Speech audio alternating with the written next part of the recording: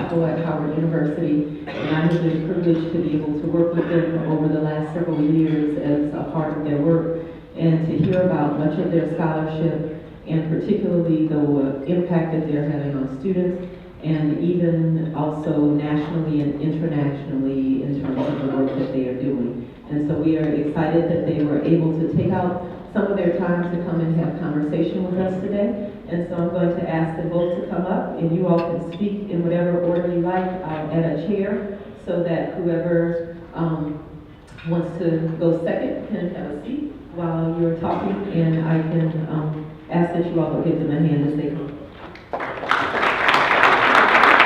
Okay.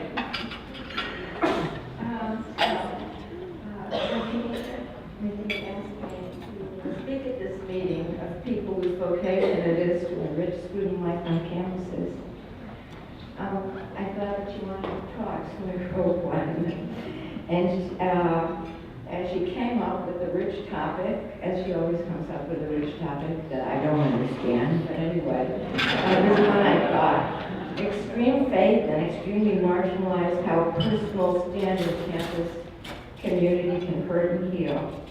She asked me to take you on a trip down memory lane and take a look at the way things were. So here goes.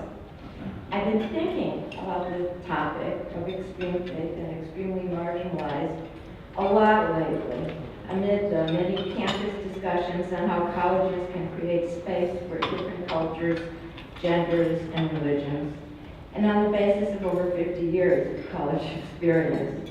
First studying as a minority in academic settings where the norm was white, Anglo-Saxon, and Protestant, then teaching for nearly 20 years as a classicist at a university in Israel where virtually everyone was Jewish, and Christian or Muslim Arabs were the minority. And for the past 3 decades, as a Jewish person in an HBCU where the culture is predominantly Christian and African American. For me, call me multicultural. From this very multicultural vantage point, I want to offer a few thoughts on how to avoid hurt and to extend healing to those who find themselves on the margins of academic institutions. At the start, I want to confess that I speak as one who likes living on the margins, where the most serious and interesting questions are likely to arise. Extreme faith can equate to extreme marginalization in any community, and college campuses are no exception. As with any community, to find a comfortable space between the poles of personal faith and the public arena requires sensitivity, tact, and respect for others. What once upon a time we used to call good manners on all sides, students, faculty, and administrators alike. First of all, I would suggest that the college experience can be greatly enriched by encounters with the other. No one should go to college expecting to feel at home. College is by definition not home, even if one chooses a college geared to one's faith or ethnic group. Good manners are required not only from campus institutions, but also from students. Especially if a student chooses a pluralistic institution, after 4 years, the student will have learned to feel at home in a religiously or otherwise mixed context, and what that means is growth. And academic and personal growth is a major reward of any college experience. No one is going to feel comfortable all of the time. What helps is some common sense flexibility on the part of the school administration, and for the student, a sense of modesty in demanding special entitlements. Again, simple good manners. For those at the religious extremes, to attend a culturally or religiously diverse university entails a choice which by definition involves some special degree of discomfort. All choices involve trade-offs, and a religiously committed student has to be prepared to pay the price for a pluralistic educational experience. Let me give you an example from my own life. When, as a strictly Orthodox Jew, yeshiva trained, I chose to attend wealthy college in the 60s, I anticipated some technical difficulties. But I never imagined that I would spend a semester in a classroom where I felt religiously offended on a daily basis. The class was a required course in the Old Testament, and even the name Old Testament bore some degree of religious offense. At the time, Wellesley had a Bible requirement, which I understood has been abolished since 1968. Perhaps paradoxically, for an Orthodox Jew, Bible proved my nemesis. Although I was excited about studying the Gospels with a Christian minister, I could see no point in a required semester on what was termed Old Testament, when I at the time knew the text and commentaries in the original Hebrew with a degree of skill that far surpassed that of the professor who was to teach me. It was not simply that it was a waste of time for me to take the first semester of Bible. Wasting time would have been easy. But at the time it was emotionally painful and religiously insulting for me to be taught the 5 books of Moses by a professor who could barely read and write Hebrew. It is hard to recall who was more miserable that semester, the professor who was a pleasant, well-meaning man, or I. One particularly painful issue, and you might have it too, was something relatively esoteric for those not brought up as I was. This was the almost daily use by the professor of God's name. The Tetragrammaton, in Hebrew Hashem Amfurash, which Jews are forbidden to utter.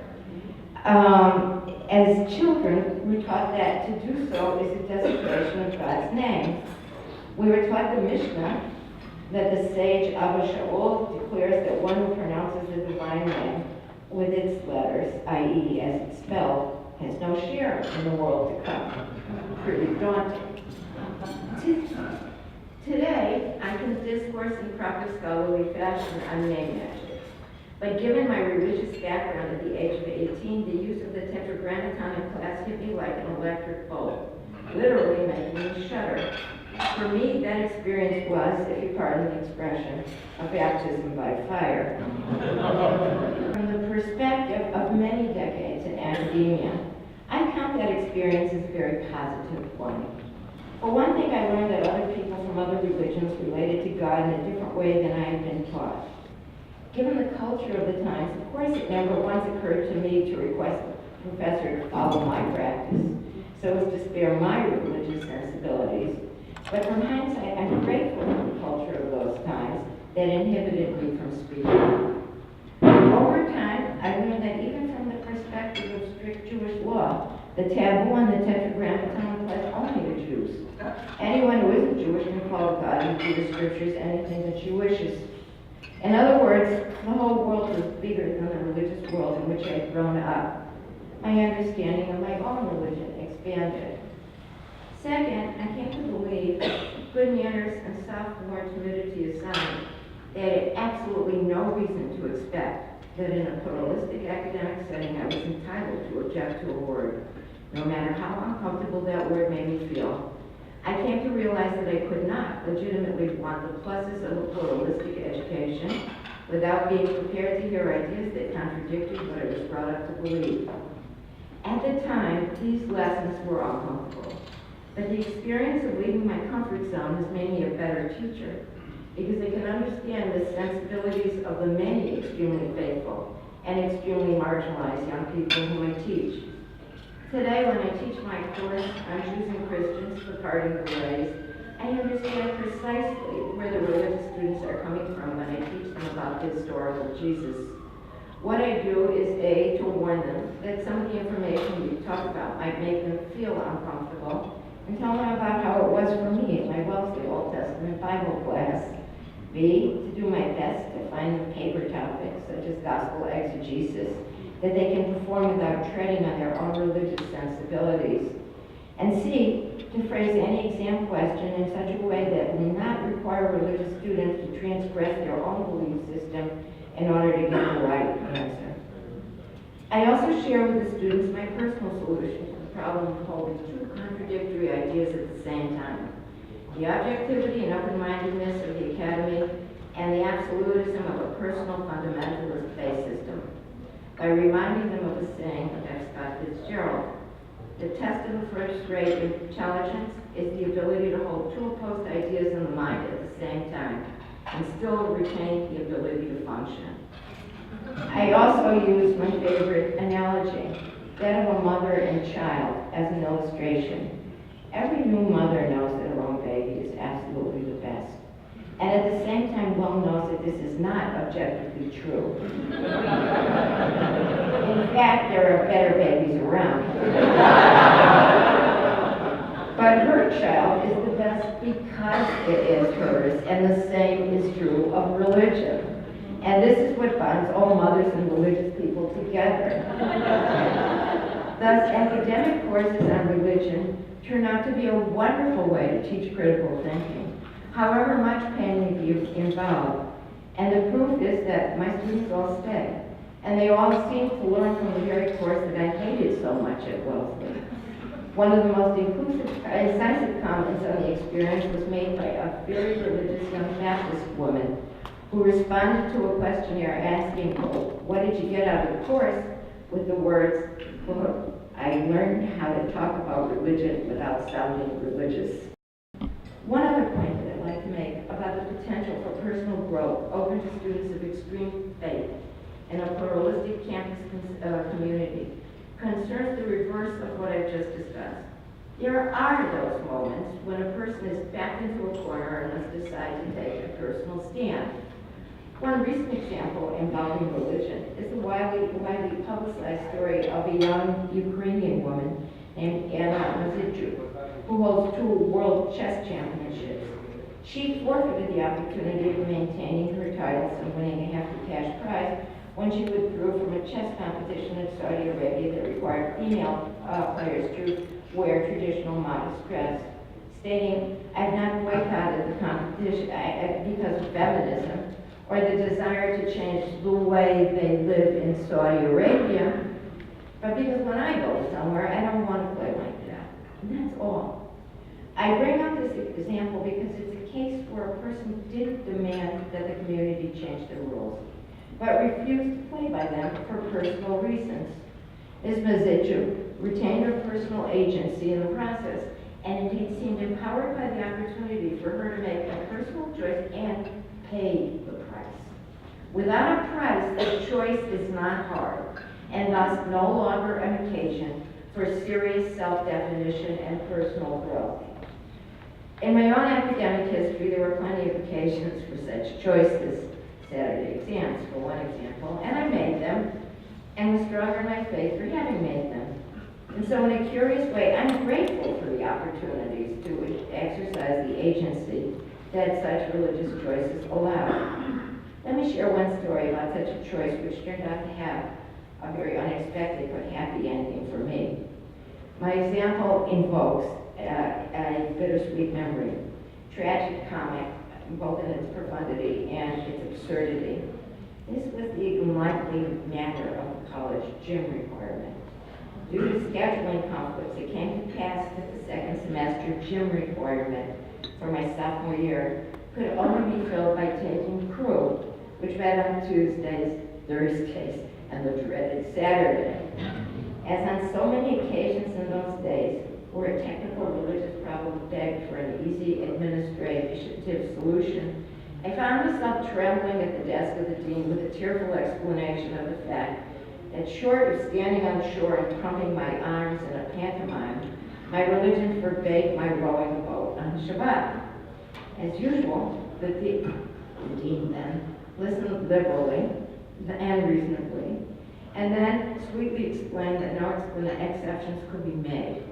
Distraught, I left her office in utter despair, loath to see an F on my report card, but with no practical alternative in view. This time, I resorted to the only solution I knew, the time-honored Jewish recourse in extremis of prayer, fasting, and charity.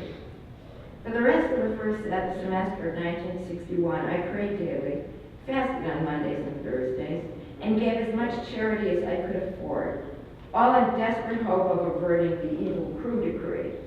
And it came to pass in the winter of 1961-62, just before the second semester in my crew class was to commence, that the crew house collapsed from the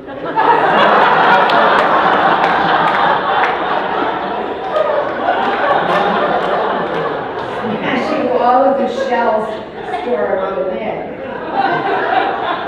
Spring crew classes were canceled. And nearly in midwinter, I recall the date and an experience of salvation with the fervor that the Jews of Persia must have felt. When news of Haman's hanging got out. That was college in the 60s. Was the wealthy administration anti-Semitic or racist, you may ask? I don't think so. I think it was an intellectual failure, a failure of imagination. I think that the administrators I encountered truly were unable to imagine a world where a girl like me would reject any part of the largesse that came with admission. I came to study classics from the best, but I was not willing to, or able to remake myself into the mold of a white Anglo-Saxon Protestant person to do so. I differed from the lion's share of my minority classmates in this, who want the whole college package without seeming to think much about it. It just wasn't an option for me, then or now. Times have certainly changed. Thankfully, flexibility is the rule these days for campus administrators and professors. By the time I came to Howard in the 80s, a lot had changed, both in me and in America, all in the direction of making life easier for students of extreme faith. In part, all the rules had relaxed on campuses. No more required chapel, parietals, etc. Partly, I was no longer a student. Now, a professor, I was in a position of authority, with the power to make exceptions for people like myself, who once were religiously marginalized. And I was teaching at Howard University, where sensitivity to minorities was the rule and not the exception. All of these things that had loomed so large as obstacles when I was a student turned out to be amazingly easy to fix when I was a professor. And that tells you something. All it took was a little common sense. I was able to reschedule exams for students who had to miss for, inter alia, religious reasons, to bring kosher chickens to Muslim kids who needed halal meat, to supply minority Jewish kids who wanted to celebrate Hanukkah, to host Howard's Jewish students at my home for Rosh Hashanah and Passover meals. And best of all, I came to know Howard's wonderful dean of Franken Chapel, Reverend Dr. Bernard L. Richardson, and his fellow chaplain, Reverend Dr. Kanika McGee, and all the members of the chapel's Interfaith Advisory Board. Together, these have made an exceptional effort to expose Howard students to religions that may not be for their own sakes, and with the goal of enriching the life of the Howard community at large. Personally, I've been moved by their many thoughtful gestures, Rosh Hashanah greetings in the hilltop, kosher lunches provided especially for me at meetings of the Interfaith Advisory Council, a Passover Seder from college. And again, too, I have changed to the extent that however much I may value living on the edge, they made me feel that Howard is my home. Thank you. So I want to thank Reverend McGee for inviting us, and I don't take it for granted that we as academics have a chance to come before you, not only to thank you, but also to learn from you. And also my own dean, Dean Sandra Brew, who will be speaking in one of the concurrent sessions very soon. Professor Levine talked so much about being welcomed at Howard, and really we could just go on and on about how amazing the community is. I went to the pilgrimage this past in 2017, and in preparation for that, as the chair of the department, I went to the dean to have the meeting to say in June that in August, when the semester was starting, I'd be out for about 2 weeks, and she said, so how many classes will you miss? And it's always a daunting moment because you're the chair of the department, the dean is asking you how it's going to affect your actual job responsibilities. So I said, well, I've planned it out. It looks like I'll miss about 2 of this course and 1 of that course because of Labor Day. And she just paused and she goes, oh, I was asking because I wanted to fill in for you. I wanted to fill in for you while you're gone. The dean of the school wanted to fill in for me in my classes. So when I told the students on the first day of class that I'd be gone for the next 2 weeks, believe it or not, as I finished telling them, anxious that it was the first day of class and then I'll be gone for 2 weeks, they literally broke out in applause. And you can take that any way you want. So, but thankfully I took it that they were supporting my decision to go on the pilgrimage. This topic of being on the margins, and I can tell you that NACOD, founded at Yale, is a very privileged organization, because if a Muslim organization put extreme faith in our title, I think Homeland Security would be there without a booth, yeah. So I'm glad that we're talking about these things. I'm glad that we're being very sort of collegial about this, because who is really to benefit from all this are the young students, or students of all ages, to not be ageist, the students of all ages who are benefiting from your services. So I personally have tremendous respect for you as chaplains from all backgrounds, because I find you to be on the front lines. I find you to be the first responders. And even though you think not enough people come to see you, we do know those who do come to see you benefit tremendously, and for that we owe a lot of gratitude to you for that. Since 1987, I've actually been on a college campus nonstop, with the exception of 1 year when I was at a nonprofit agency working. So basically now at the age of 47, almost 30 years of my life have been on college campuses at Case Western Reserve University in Cleveland, Ohio, where I did my bachelor's and master's, then in Malaysia at the Islamic University, then at Howard. And so I've really fallen in love with the campus, because one, I think the tremendous potential our young people have and our students have to really excel under good, beautiful mentoring. And that often happens outside of the classroom, which is where I want to talk to you about the idea of being on the margins, and this is even of the margins of the campus, if you will, that it may not occur in the classroom and the central role that you play. Beyond also the secularization hypothesis, I want us to also consider and acknowledge the increasing trend, if you will, of doubters. The Pew Study calls them nuns, not N-U-N-S, but N-O-N-E-S. The nuns, those who don't ascribe to any faith, but who would benefit from a safe space whereby they could process some of what they're feeling, some of their thoughts, some of their, if you will, experiences with perhaps organized religion and the torment it caused, not in its meaning or message, but in the manifestation through the human beings who are attempting to, if you will, present or translate those teachings. And with that, I am also associated with an institute called the Yaqeen Institute for Islamic Research, which did a study, a quantitative analysis, if you will, on what causes Muslims to doubt Islam. It was very provocative, obviously the title itself, but we wanted to address the growing trend among people, young people especially, to ask questions that even I would never have dared asking growing up, partly because of my Asian background, where you never looked at your parents' eyes, and you just heard people of authority speaking to you. But the fact that they want to know, in an age of all of this violence that is attributed to their faith, what is the message of Islam? Is it, in fact, what is being said, not only in the classroom, where some of that torment is replayed, but also, of course, in popular media? What is at the heart of all this is trauma. And we need to pause and I'm in social work, so this is a consistent theme that is explored, within our classrooms and our textbooks. But we need to pause to acknowledge that this is not new. That trauma itself is not new, but that we need to readily acknowledge the personal trauma and how it's manifesting itself, and also in an age where people are more likely to want to talk about what's happened to them. Either, as I mentioned earlier, at the hands and the houses of religion and worship, but also perhaps in their own life, where they dealt with loss, but were lost for meaning when they turned to religion to say, why did so-and-so of my family pass away? Why did such and such loss occur? And they were unable, if you will, to find that meaning to satisfaction.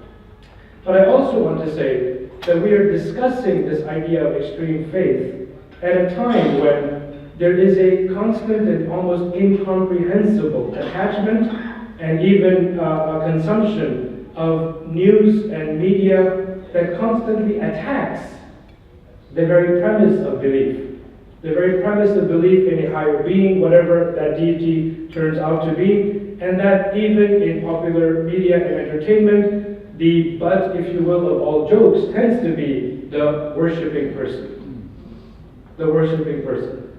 So that if you think about it, technically all of your interventions with the students should be really, I know how much you're dealing with, but I know you'll overcome this difficulty if you only pray, fast Mondays and Thursdays, and give charity. As kid brought down the crew house. Right? And if that can be on every wall of every chaplain's office, right? Step A, pray, right? Step B, go with the fasting, and if that doesn't work, go with charity, and everything will come down. And God only knows where we'll be. But the fact is that they are being pulled in every direction. On the one hand, to deny the fact that they may very well be that strange person who finds tremendous meaning and purpose precisely because of religion and not in spite of it. And they feel alienated in their classrooms, in their residence halls, if you will, and clearly perhaps even in social gatherings where, of course, because of dietary restrictions and other sort of religious underpinnings, they may not be able to partake and enjoy to the best of their, to the extent that they wanted to. So where does hurt and healing enter into this? A student whose personal, if you will, stand on current issues of social justice, and there are so many. When I was first contacted by Reverend McKee in June, this seems so long ago now. Literally, we were only 6 months into hurt and not healing from any presidency that had just taken, inaugurated in January. But then I thought about it. No program committee could have anticipated that a week before you would meet, we as a nation would be talking about the tremendous hurt that those young children literally in high school in Parkland, Florida, are dealing with because of the mass shooting that occurred. If you think about what this means, the sheer rate at which trauma is unfolding, the sheer rate at which students are being asked to step up and advocate for social justice, whether it is gun reform or any other issue, is mind-boggling, let alone if they are doing so in an environment that alienates them when they say, I think my religion or my beautiful baby is the solution to your problems. That my faith can guide us out of some of what we're talking about, and my faith is where I'm finding, if you will, comfort in dealing with this profound loss that they're talking about almost 2 funerals a day that some of these young children have attended since the shootings last Tuesday or Wednesday. Think about what that means, if you will, especially on campus. So when they come from that stand of being rooted, if you will, in faith and being inspired by faith, I'm sorry, my valley ticket just fell, 1 second. Very earthly problem, I'm sure. That they will now be intimidated on the one hand, confused on another hand, and perhaps even worse, begin to betray their moral compass, which has guided them through life until now. And that is not a place where we want any person, any student to be, only because of intimidation by those whose voices are stronger to say that we humans will solve all of our problems. Why do you want to bring in some higher being or higher deity into this equation, if you will? Secondly, that they may end up, if you will, lashing out against religion. They may actually start to blame and take in and internalize and drink, if you will, the Kool-Aid that essentially says the flavor of God is so backwards, it's so out of touch. If you want to solve the problems of today, just follow what we're doing. We humans can address our problems, and we don't need divine guidance, and far from ever praying for divine intervention. And that may cause in some of these students on campus a desire to lash out. And where I come from there is that we are now dealing with children, students, if you will, who are 18, 19, 20, they have actually, in the case of Islam, to which I, as a community to which I belong, have never actually known their religion without being under attack, because they are the September 9/11 generation people. They have only known their religion to be under attack, not only to be forced to be on the margins, but actually to say that if you blend in, and if you blend in well enough, perhaps we will accept you, if you will, and to do so, to be accepted, would mean you would have to check your teachings at the door. And this is an uncomfortable place for any of us to put the students in, but even worse when they start to then lash out.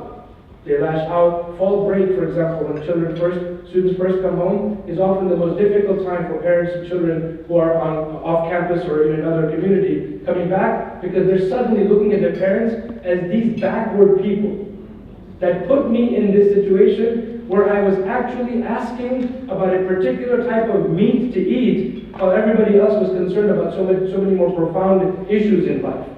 That I was looking for accommodations on a Friday to go and observe my Friday prayers, and I had to go and ask for permission either from for the exams or the class or the whatever, or the stress that I was feeling because the average gathering of the dorms or residence halls or parties had alcohol in it, and it was just a common thing to have, and I was finding internally a very difficult place to enjoy myself. And then so I lash out and say, why would you have done this to me?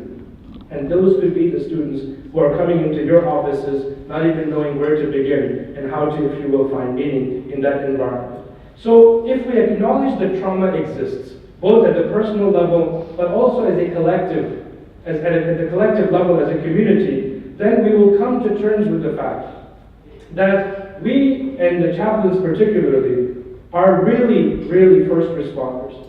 That to realize the hurt and the source of the hurt, to allow for the safe space processing. And believe me, in social work, and I'm the chair on the side that deals with policy and nonprofit administration and governance issues, that we're backing off now from telling agencies to say, you can't say to your social worker, process 8 clients per day.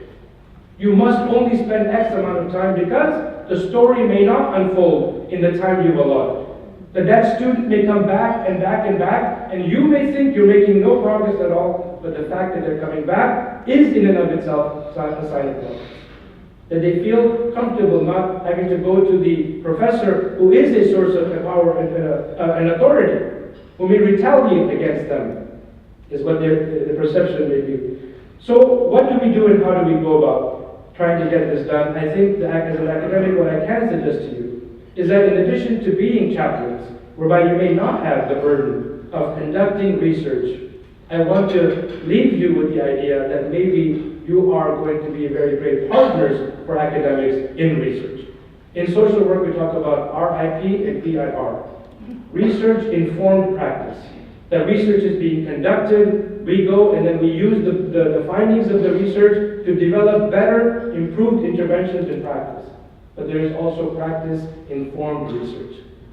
That through your daily interactions with the torment and the trauma and the hurt on campuses, you are now starting to have conversations with academics who are interested in this. As a social work professor, I'm interested in the intersection of religion and spirituality in the lives of our clients, so that we do not deny them of that power of healing, if you will, from turning to religion and spirituality. So you could do that. You could say to have a forum of some kind, initiate a brown bag lunch of some kind with other academics interested in this field, whether from philosophy or religion or any other discipline, who say to them, these are the trends we are seeing. And perhaps you may consider modifying and or adjusting your research questions to suit this. And lastly, this is a moment of opportunity. It is by far a moment of opportunity in as much as we look at it as saying that so much has gone wrong with religion and so much has gone wrong, if you will, with how we've attempted to manifest or to share our teachings. This is a moment of opportunity. And where do I get that from? And I'll close with this. In the aftermath of the September 11th attacks, the Society for the Scientific Study of Religion, the president at the time was Helen Ebaugh. And in her address to the gathering, she said this, and I'll close, and I think this is very appropriate for what we're talking about. She first acknowledged that study after study shows, despite what everybody else says, Americans are religious people. She acknowledged that.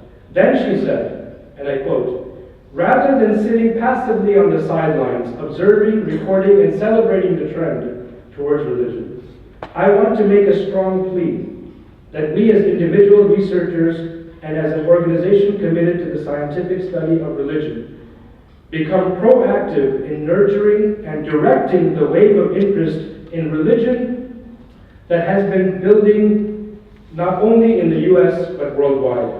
And then she says, "I see this first decade of a new century and millennium as a moment of opportunity for religion scholars to plunge into the wave in order to ensure that it becomes a mighty force with staying power." We would not have come today if both of us were not personally invested in seeing the staying power of religion, regardless of what background anyone comes from. Thank you so much for your attention, and we look forward to questions.